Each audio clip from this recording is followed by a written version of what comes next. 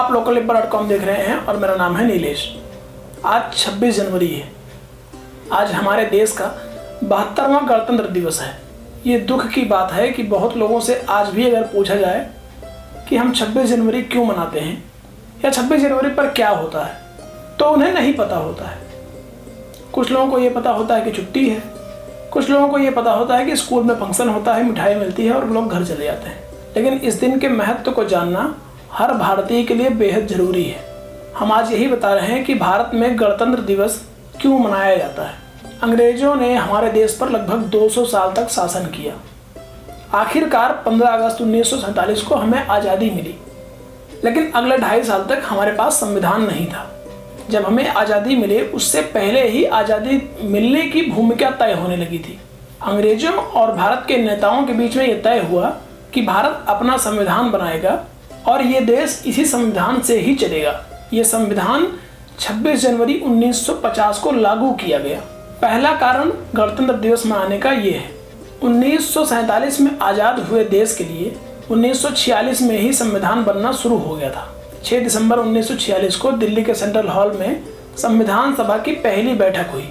इस सभा की आखिरी बैठक 26 नवंबर 1949 को हुई। कुल मिलाकर 2 साल 11 महीने और 18 दिन में संविधान तैयार हो गया था।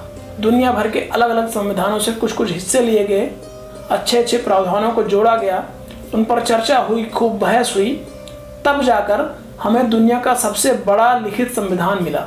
आपने गौर किया होगा कि संविधान 26 जनवरी 1949 को तैयार हो गया था, लेकिन यह संविधान लागू 2 महीने बाद किया गया। इसकी क्या वजह है? 26 जनवरी की तारीख ही क्यों तय की गई?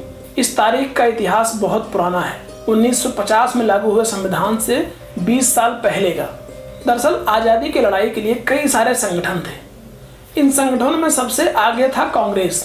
वही कांग्रेस जिसमें पंडित जवाहरलाल नेहरू थे, सरदार पटेल थे, सुभाष चंद्र बोस भी थे और कुछ दिनों के लिए आधिकारिक तौर पर महात्मा गांधी भी थे। लगभग हर साल इस कांग्रेस के अधिवेशन होते थे। 1929 में जो अधिवेशन हुआ वो हुआ लाहौर में।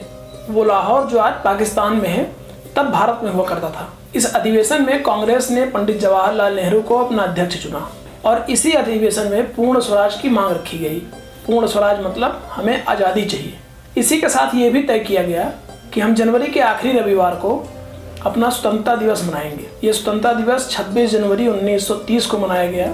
पंडित जवाहरलाल नेहरू ने लाहौर में रावी नदी के किनारे पहली बार तिरंगा झंडा लहराया। जब संविधान बनकर तैयार हुआ तो यह तय किया गया कि क्यों ना उसी दिन संविधान लागू किया जाए जिस दिन हमने पहली बार स्वतंत्रता दिवस मनाया था। यही कारण है कि हमारे संविधान को लागू करने के लिए 26 जनवरी की तारीख तय हुई और 26 जनवरी 1930 को पहली बार महत्वपूर्ण हुई यह तारीख 1950 में गणतंत्र दिवस के रूप में मनाई गई और आज आज़ाद भारत अपना 72वां गणतंत्र दिवस मना रहा है। ये तारीख ये तय करती है कि भारत यानी इंडिया जो अब एक आज़ाद देश है, इस संविधान के हिसाब से चलेगा। भारत के हर व्यक्ति पर यह संविधान लागू होगा और भारत में रहने वाले हर इंसान को इस संविधान के हिसाब से ही चलना होगा। आपको ये जानकारी कैसी लगी हमें कमेंट करके बताइए और हमारे चैनल को सब्सक्राइब कर लीजिए। धन्यवाद।